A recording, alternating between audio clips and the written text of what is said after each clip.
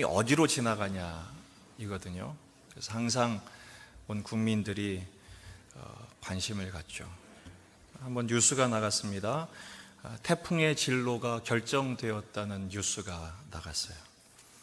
그 뉴스를 들은 취업 준비생이 그 뉴스를 듣고 이렇게 얘기했습니다. 태풍은 좋겠다.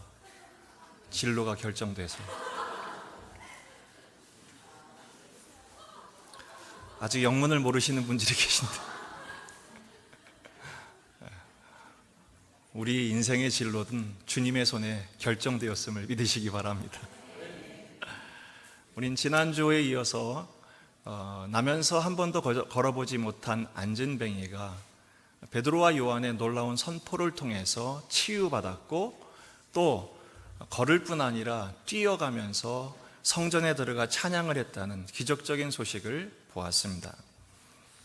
그 일이 일어난 다음에 오늘 11절에 두 가지 반응으로 크게 대조가 되는데, 그 치유를 경험한 거리는 베드로와 요한을 붙잡았다.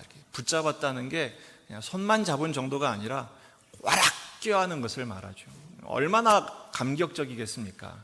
평생 한 번도 걸어본 적이 없는데 일어날 뿐 아니라 걷고 뛰면서 하나님을 찬양했으니 얼마나 감격적이겠어요. 베드로와 요한을 와락 껴안았습니다. 그 장면을 본 모든 사람들이 깜짝 놀랐습니다. 11절에 보면 모든 백성이 크게 놀라며 달려나가 솔로몬의 행각이라 불리우는 행각에 모였다 그랬어요. 그러니까 그 그림을 여러분들이 연상해 보실 수가 있겠죠. 사람들이 많이 놀래가지고 다 모였고, 베드로는 그 솔로몬의 행각의 꼭대기에서 지금 이제 찬스를 잡은 겁니다. 어떤 찬스입니까? 복음을 전할 찬스를 잡은 것입니다. 12절에 오늘 베드로가 그의 성령 충만한 이유로 두 번째 설교를 하면서 이렇게 시작합니다. 베드로가 이것을 보고 백성에게 말하되, 이스라엘 사람들아, 이 일을 왜 놀랍게 여기느냐? 우리 개인의 권능과 경건으로 이 사람을 걷게 한 것처럼 왜 우리를 주목하느냐?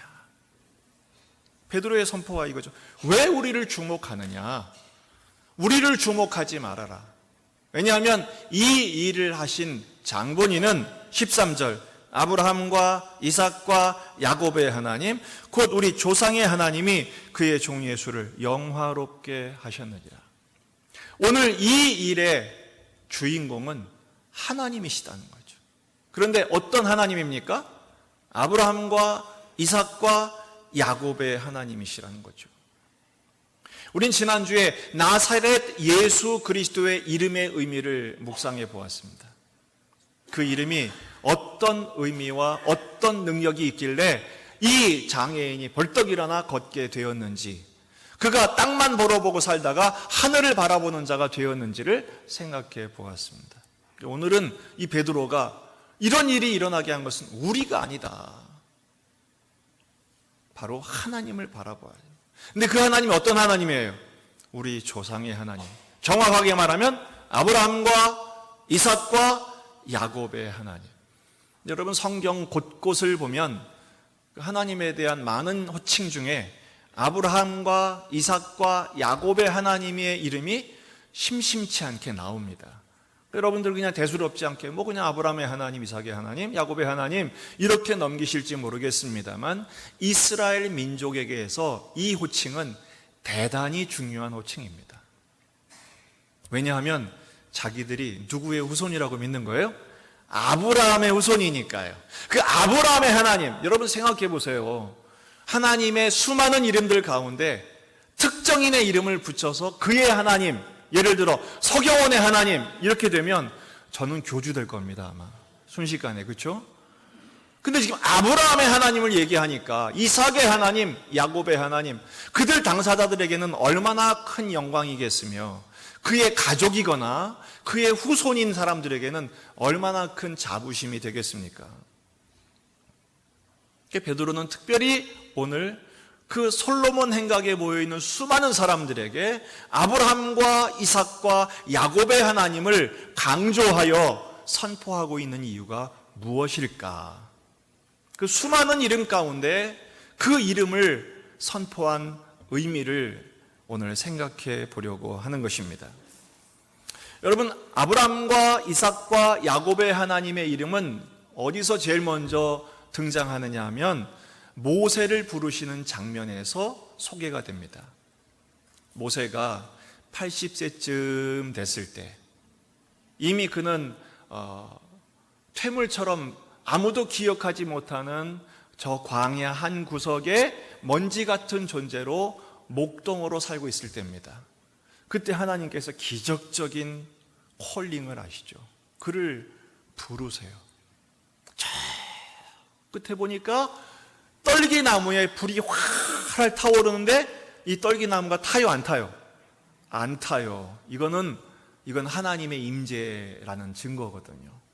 모세가 도대체 뭔가 하고 가까이 갔더니 거기서 하나님의 음성이 들립니다. 뭐라고 말씀하십니까? 내가 너를 통해서 이 민족을 구원할 거야. 모세가 기절초풍하죠. 깜짝 놀라죠. 나같이 이제 버려진 존재가, 나 같은 노인이 어떻게 이스라엘 백성을, 더군다나 어디서요? 당시의 대제국인 이집트에서 이 백성을 구출하다니요. 말이 안 되잖아요. 그 얘기를 듣고 모세가 얼떨결에 대답합니다. 다 좋은데 나 같은 노인을 하나님이 보냈다는 증거를 뭐로 되겠습니까? 도대체 하나님이 보냈다는 것을 무엇으로 증명하겠습니까? 그렇게 묻습니다. 그때 하나님께서 모세에게 하나님의 두 가지 이름을 소개하십니다. 첫 번째가 뭐냐면 I am who I am. 나는 스스로 있는 자다. 이렇게 선포해라. 두 번째가 바로 오늘 말씀의 핵심이 되는 아브람과 이삭과 야곱의 하나님이라고 선포해라 말씀하시는 것이죠. 출애굽기 3장 15절입니다. 하나님이 또 모세에게 이르시되 너는 이스라엘 자손에게 이같이 이르기를 너희 조상의 하나님 여호와 곧 아브라함의 하나님, 이삭의 하나님, 야곱의 하나님께서 나를 너희에게 보내셨다 하라. 이는 나의 영원한 이름이요 대대로 기억할 나의 칭호니라. 놀라운 일이죠. 아브라함의 하나님, 이삭의 하나님, 야곱의 하나님. 여러분, 아브라함과 이삭과 야곱의 이야기는 어디 나오죠? 창세기에 나옵니다. 작년에 우리는 창세기 말씀을 거의 6개월에 걸쳐서 새벽에 묵상을 했었습니다. 이 아브라함과 이삭과 야곱의 하나님은요, 창세기 족장들의 하나님을 요약을 한다면 그 내용을 전부 샅샅이 뒤진다면 몇 개월 걸릴 일이고요. 요약을 한다면 이겁니다. 따라합시다. 언약의 하나님, 언약하시는 하나님, 언약에 신실하신 하나님. 요즘 애들 말로 하면 약속을 하시고 약속을 반드시 지키시는 하나님이란 뜻이죠. 여기서도 우리는 또 하나의 오류를 쉽게 범합니다. 그게 뭐냐면 아브라함의 하나님, 이삭의 하나님, 야곱의 하나님. 그러니까 아브라함이, 이삭이 얼마나 대단했길래 하나님이 그들의 이름을 함께 붙이셨을까. 근데 성경을 자세히 들여다보면 이 족장들은 그렇게 훌륭한 사람이 못 됩니다. 아브라함이요, 우린 믿음의 조상으로 높이 추앙하지만 사실은 제가 단호하게 말할 수 있습니다. 제가 아브라함보다 훨씬 낫습니다. 아니, 뭘 근거로 이 목사님이 큰 소리를 뻥뻥 치실까? 왜냐하면 적어도 저는 마누라를 팔아먹은 적은 없습니다.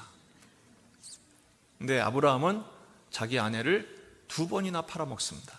왜요? 자기 살자고요.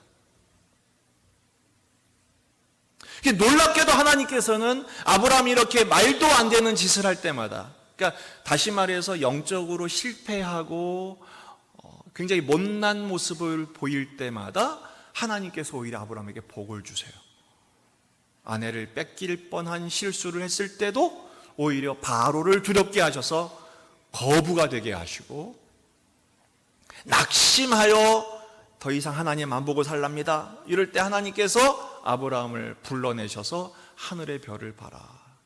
내 후손이 이렇게 될 거야. 그리고 내가 아들을 줄 거야. 그 아들을 통해서 이렇게 할 거야. 언약을 하시죠. 심지어는 분명히 아들을 주시겠다고 약속하셨음에도 불구하고 아브라함은 인간적인 방법으로 애를 낳아요. 그 이름이 뭐죠? 이스마엘. 이거는 대단히 치도고 날 엄청난 죄를 지은 거예요. 근데도 하나님께서 아브라함을 곤장을 치지 않으시고 어떻게 하세요? 약속을 하시죠.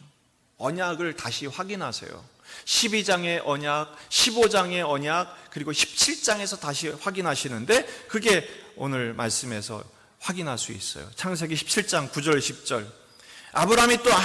하나님이 또 아브라함에게 이르시되 그런즉 너는 내 언약을 지키고 내 후손도 대대로 지키라. 너희 중 남자는 다 할례를 받으라. 이것이 나와 너희 후손 사이에 지킬 내 뭐라고요? 언약이니라. 하나님은 언약을 지키셨어요. 아브라함이나 이삭이나 야곱은 단 한 번도 하나님 앞에 그렇게 하나님의 마음에 쏙 들 만큼 훌륭한 짓을 한 적이 별로 없습니다. 근데도 하나님께서는 그들의 수준과 상관없이 하나님이 약속하셨고 일방적으로 약속하셨고 일방적으로 신실하게 그 약속을 지켜내시지요. 여러분, 그 족장들의 생애는 가만히 살펴보면 좀 피곤한 인생이었습니다. 왜냐하면 하나님께서 놀라운 방법으로 그들을 부르셨지만 그들의 인생은 사실은 굴러 들어온 돌이었어요. 왜냐하면 원래 거기에 토박이들이 있는 그곳에 항상 이주민으로 살게 하셨어요. 그러니까 어떻게 되겠습니까? 항상 그 갑의 위치에 서본 적이 한 번도 없습니다. 항상 을이었어요.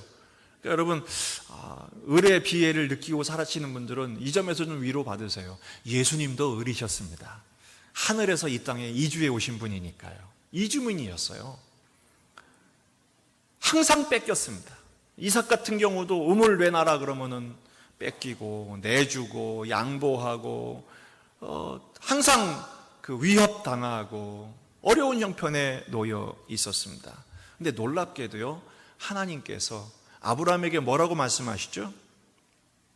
창세기 12장 2절에 보면 내가 너로 큰 민족을 이루고 내 이름을 창대하게 하리니 너는 뭐가 될지라? 복이 될지라. 따라합시다. 너는 복이 될지라. 할렐루야. 하나님이 이것을 이루세요. 현실적으로는 그렇게 될 수 없어요. 왜? 이주민이었으니까, 나그네였으니까, 항상 을의 위치에 있었으니까, 항상 뺏기고 또한 쫓겨다니고 또한 양보해야만 하고 위협당해야 되는 그런 현실에 놓여 있었지만 하나님은 오히려 그런 지는 현실 가운데, 세상에선 지면 끝이죠. 왜? 힘의 원리가 지배하는 세상이니까. 하지만 하나님께서는 아브람과 이삭과 야곱을 힘의 논리가 아니라 은혜의 원리로 살게 하셨어요. 저도 오히려 이긴 사람보다 더 복되게 하십니다. 망한 것처럼 보여도 흥한 사람보다 훨씬 더 해피하게 만들어주세요. 왜요? 복의 근원이 되게 하시니까요. 복이신 하나님이 그와 함께 하시니까 그렇죠. 여러분, 세상의 그 우상들, 세상 신들은 참 피곤합니다. 특히 섬 사람들이 얼마나 피곤합니까? 그들이 제일 두려워하는 신이 어떤 신입니까? 용왕신이죠. 용왕신한테 뭘 바쳐야 됩니다. 끊임없이 바쳐야 됩니다. 떡도 해야 되고 때로는 처녀도 바쳐야 되고. 잘하지 않으면 노해요. 근데 우리 하나님은요, 우리가 엉망진창이 돼도 화를 내시는 게 아니라 어떻게 하십니까? 오히려 우리를 설득하세요. 우리를 이해시키시고 기다려주시고 누구에게 하신 것처럼 아브람과 이삭과 야곱에게 하신 것처럼 언약에 신실하신 하나님, 그 하나님이 우리 하나님이신 줄 믿습니다. 약속을 지키신 하나님께서 오늘 이 자리에 우리의 예배를 받으시며 우리 가운데 함께 계심을 믿으시기를 바랍니다. 아브라함과 이삭과 야곱의 하나님에 대해서 정확한 해석을 해주신 본문이 있습니다. 바로 예수님이 이 본문을 소개하셨어요. 마태복음 22장 31절에서 32절 말씀입니다. 같이 한번 읽어보십시다. 시작. 죽은 자의 부활을 논할진대 하나님이 너희에게 말씀하신 바 나는 아브라함의 하나님이요 이삭의 하나님이요 야곱의 하나님이로라 하신 것을 읽어보지 못하였느냐. 하나님은 죽은 자의 하나님이 아니요 살아있는 자의 하나님이시니라. 할렐루야. 아까 하나님은 아브라함과 이삭과 야곱의 하나님은 어떤 하나님이라고요? 언약의 신실하신 하나님. 근데 그 언약을 어떻게 신실하게 성취하시느냐? 예수 그리스도의 십자가 복음을 통해서 지금도 우리에게 적용되도록. 우리는 아브라함의 후손이 아니지 않습니까? 여러분 족보 맨 끝대기에 아브라함이라고 되어 있는 분 계십니까? 그런 가문이 있으세요? 우리 민족엔 그런 가문 없습니다. 근데 우리를 하나님의 아브라함의 족보에 우리 이름을 올려주시는 그 극적인 역할을 하시는 분이 누구냐? 예수님이시란 얘기예요. 갈라디아 3장 16절입니다. 이 약속들은 하나님의 언약이죠. 이 약속들은 아브라함과 그 자손에게 말씀하신 것인데 여럿을 가리켜 그 자손들이라 하지 아니하시고 오직 한 사람을 가리켜 내 자손이라 하셨으니 누구예요? 곧 그리스도시라. 너희가 그리스도의 것이면 곧 아브라함의 자손이요 약속대로 유업을 이을 자니라. 할렐루야. 그러니까 여러분 족보를 자랑하는 분들은 우리가 어느 가문인 줄 알아? 우리 가문의 꼭대기에 이런 분이 계셔. 그런 자랑하시는 분이 계시면 여러분 성경을 들고 가셔서 말씀하세요. 그럼 우리 족보 소개하겠습니다. 우리 족보의 꼭대기는 아브라함입니다. 할렐루야. 별로 자랑스럽지 않으신 것 같은데 여러분 우리 가문이 바뀌었다는 것을 잊지 마십시오. 언약에 신실하신 하나님께서 놀랍게도 우리를 아브라함의 영적인 아브라함의 후손으로 삼으셨다는 거예요. 그리고 언약에 신실하신 하나님께서 그리스도를 다시 살리신 것처럼 그 후손인 우리들도 다시 살리시는 은혜의 대상으로 삼으셨다는 것을 믿으시기를 바랍니다. 고린도후서 4장 14절 15절입니다. 주 예수를 다시 살리신 이가 예수와 함께 우리도 다시 살리사 아브라함과 이삭과 야곱의 하나님은 죽은 자의 하나님이 아니요 살아있는 자의 하나님이시죠. 여러분 아브라함과 이삭과 야곱은 죽었어요? 살아있어요? 죽었죠. 그의 시신의 흔적은 지금도 하나도 남아있지 않을 정도로 이미 끝났는데 뭐라고 그래요?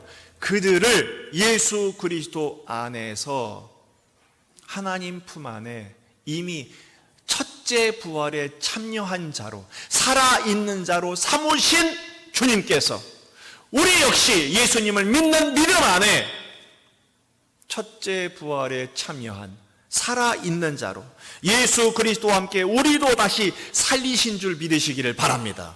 그러니까 예수 믿는 사람에게 죽음은 두려움의 대상이 아니라 기대의 순간입니다. 왜요?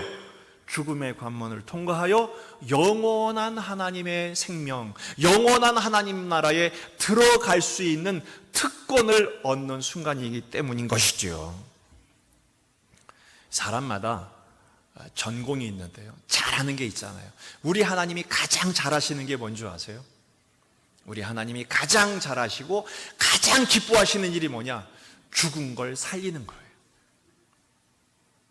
어떤 사람은요, 화분을 갖다 주면 굉장히 기뻐하는 사람이 있는가 하면 어떤 사람은 화분을 갖다 주면 얼굴이 낯빛이 변하는 분이 계세요. 왜 그러냐? 그분 손은 꽝손이거든요. 화분을 주면 무슨 화분을 줘도 받는 즉시 시간이 지나면 반드시 죽이시는 분이 계세요. 죽이는 데 은사가 있는 분이 있어요. 근데 어떤 분은요, 이 화분을 살려내는 데 기가 막힌 은사가 있는, 다 죽어가는 나무도요, 그분한테 딱 한 달만 맡겨내면 정말로 언제 그러냐는 듯이 아름다운 꽃과 나무로 만들어내는 분이 계세요. 그걸 금손이라고 그러죠. 우리 하나님의 손이야말로 마이다스, 금손이시죠. 왜 그렇습니까? 허물과 죄로 죽었던 우리를 살려내셨기 때문인 줄로 믿습니다. 그러니까 우리가 드리는 이 예배는 죽은 자의 예배입니까? 산 자들의 예배입니까?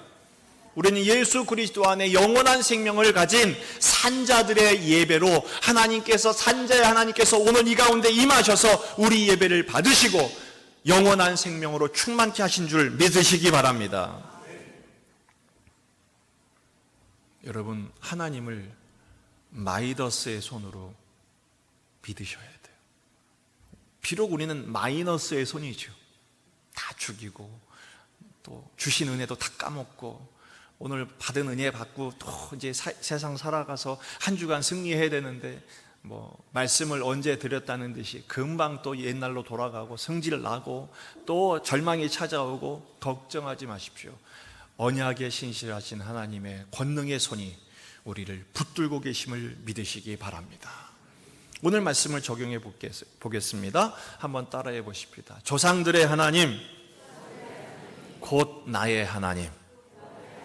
할렐루야.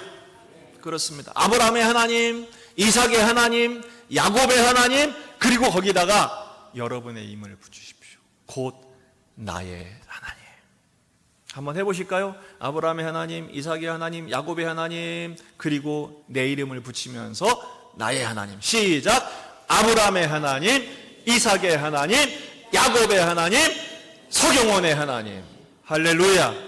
제 이름을 따라 하시면 어떡합니까? 여러분 이름 붙이려니까.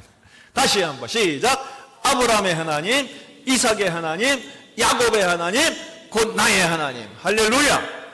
그 하나님이 우리를 살리신다는 거죠. 실제로 이 하나님을 제대로 적용한 분이 계세요. 바로 다윗이죠. 시편 27편 13절 말씀입니다. 같이 한번 읽어보십시다. 시작. 내가 산자들의 땅에서 여호와의 선하심을 보게 될 줄 확실히 믿었도다. 산자들의 땅에서 다윗이 이 노래를 불렀는데요. 사실 다윗은 산자의 땅에 살지 못했습니다. 이 27장을 1절부터 자세히 살펴보면 다윗은요, 평생 대적, 원수, 군대, 평생 자기를 잡아 죽이려고 따라오는 사람들에게 시달리며 살았어요. 상당히 많은 기간을 이 사울 왕이요, 자기 장인어른이 이 다윗을 죽이려고 친위대를 몇 명을 풀었는 줄 아십니까? 정예병 3,000명의 군사를 풉니다. 전국에 풀어요. 누구 하나 잡으려고요? 다윗 하나 잡으려고. 그 조그만 땅, 여러분 이스라엘 전체 면적이 강원도 크기밖에 안 돼요. 거기 3,000명을 풀었으니 다윗이 도망갈 데가 어디 있습니까? 죽은 목숨이죠. 산자들의 땅에서요? 아니에요. 다윗은 평생 죽은 목숨이었어요. 그런데 이 27편을 보면 그렇게 원수, 대적, 군대가 나를 따라다닐지라도 나는 태연하다, 나는 걱정 없다, 이런 소리를 해요. 너무 기가 막히지 않습니까? 여호와의 선하심을 보게 될 줄을 확실히 믿었도다, 이렇게 해요. 확실히 보았다고 그래요? 알았다고 그래요? 믿었다고 그래요? 믿었다고 그래요. 왜 다윗이 그렇게 태평할 수 있었느냐? 믿음이 있었기 때문입니다. 실제로 그 사무엘상하나 이 시편에 다윗이 당한 형편을 보면요, 이 3,000명의 군대들이 이 친위대가 다윗을 바로 체포하기 직전까지, 붙잡히기 직전까지 가는 경우가 있었어요. 그때 이 사울의 군대들이요, 화살을 쏘고 창을 던지려고 그러는데 놀라운 사실은 하나님이 팔꿈치를 석고같이 굳게 하세요. 발사가 안 되는 거예요. 창을 던지기만 하면 지금 죽는데 이 창이 발사가 안 되는 거예요. 왜? 하나님이 꽉 붙들고 계시니까. 다니엘이 사자굴에 들어갔잖아요. 사자들이 몇 줄을 굶었기 때문에 침을 질질 흘리고 있으면서도 이 입을 다물질 못해요. 입만 쩍 벌리고 있어요. 왜? 하나님이 턱을 마비시키셨기 때문에. 다윗에게 그런 믿음이 있었어요. 다윗이 이제 지난주에 우리가 시편 41편이 끝났습니다. 금요 시편 기도에 시편이 5권이 있는데 이제 1권이 끝났어요. 여러분 2권부터는 또 한번 우리 도전을 하셔서 금요일마다 시편의 깊은 의미를 맛보게 되시기를 바랍니다. 이 이 1권이 41개의 시로 되어 있는데 그 중에 한 30개가 다 다윗의 노래거든요. 대부분이 비탄의 시입니다. 절망적인 상황 속에서 부른 노래들인데, 이 다윗의 그 한 40편의 다윗의 노래를 묵상하면서 다윗이 어떻게 믿음을 갖게 되는지를 보게 되었어요. 이게 묵상의 저에겐 큰 소득인데요. 그게 뭐냐면, 다윗은 항상 현재로 출발합니다. 현재의 고통. 이 다윗의 비탄시는 매우 원초적이에요. 하나님 살려주세요. 하나님 복수해주세요. 하나님 저 인간들 보세요. 막 원초적으로 고발하고 하나님께 부르짖습니다. 근데 중요한 것은요, 누구에게 부르짖고 있어요? 하나님께 부르짖고 있어요. 다윗은 결코 사람들을 찾아가지 않습니다. 왜? 사람들은 다윗을 도와주지 않았어요. 심지어 아버지도 도와주지 않았고 누구도 도와주지 않았어요. 오히려 의지한 만큼 큰 배신을 당했기 때문에 다윗은 결단을 합니다. 이게 다윗의 위대한 결단이죠. 누구만 찾기로? 하나님만 찾기로. 하나님 앞에 막 부르짖으면서 현재의 고통과 아픔과 외로움을 호소하는데, 놀랍게도 하나님께 호소할 때 하나님께서 순간 스치는 기가 막힌 영성과 묵상을 다윗에게 허락하세요. 그게 뭐냐? 바로 과거의 회상입니다. 과거에 하나님이 자기를 어떻게 살려주셨는지, 과거의 그 기가 막힐 웅덩이에, 그리고 그 수렁에서 어떻게 다윗을 꺼내주셨는지. 왜냐하면 지금 살아있잖아요. 그렇죠?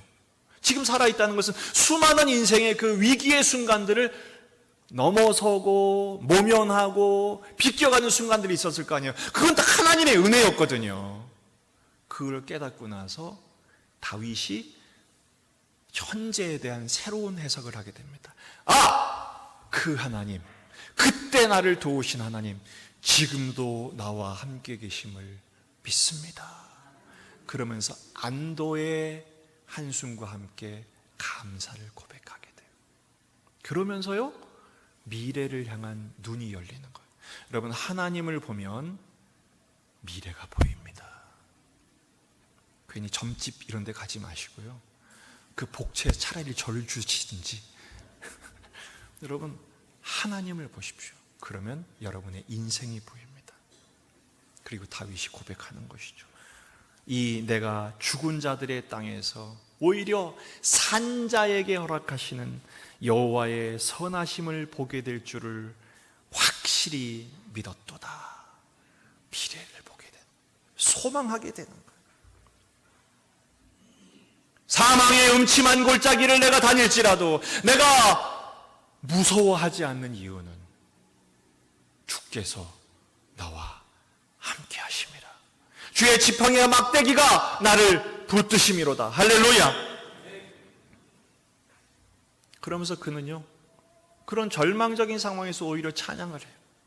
감사를 해요. 저는 거기서 발견합니다. 인생의 가장 낮은 밑바닥에서도 하나님은 감사를 받아내시는 하나님, 찬송을 받아내시는 하나님, 오히려 그의 인생을 통하여 영광을 받아내시는 하나님, 그 다윗의 하나님, 곧 나의 하나님. 할렐루야.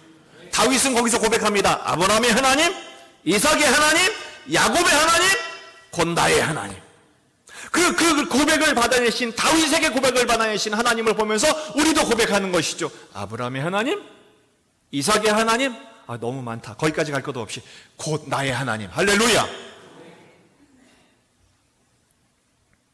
지금 40년 동안 단 한 번도 걸어본 적이 없는 안진뱅이, 평생을 땅바닥에 주저앉아 있었던 이 거린, 하나님께서 아브라함의 하나님, 이삭의 하나님, 야곱의 하나님이 되어주신 그분께서 예수 그리스도를 통하여 오히려 그에게 놀라운 은총을 허락해 주셨어요. 그 하나님이 우리 하나님이신 줄 믿습니다.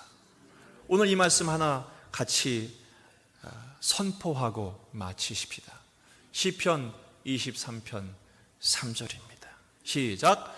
내 영혼을 소생시키시고 자기 이름을 위하여 의의 길로 인도하시는도다. 할렐루야. 자기 이름을 위하여, 이거를 직역하면 이렇게 직역할 수 있어요. 자기 이름을 걸고, 하나님의 이름, 아브라함의 하나님, 이삭의 하나님, 야곱의 하나님, 약속의 신실하신 하나님, 그 하나님께서 곧 나의 하나님이 되시사 우리를 소생시키신대요. 예수 그리스도를 죽음에 방치하지 않으시고 다시 살려내신 것처럼 40년 동안 주저앉았었던 이 거지를 일으켜 세우신 것처럼 우리 인생도 이미 일으켜 세우신 줄 믿습니다. 이미 이 부활의 생명 가운데 살고 있음을 믿으시기를 바랍니다. 이 하나님 안에서 일어나십시오. 이 하나님 안에서 승리하십시오. 이 하나님 안에서 선포하세요. 뭐라고요? 나의 하나님. 다윗이 고백한 것처럼 산자들의 땅에서 여호와의 선하심을 보게 될 것을 확실히 믿습니다. 이 믿음 우리에게 주실 줄 믿습니다. 기도하시겠습니다.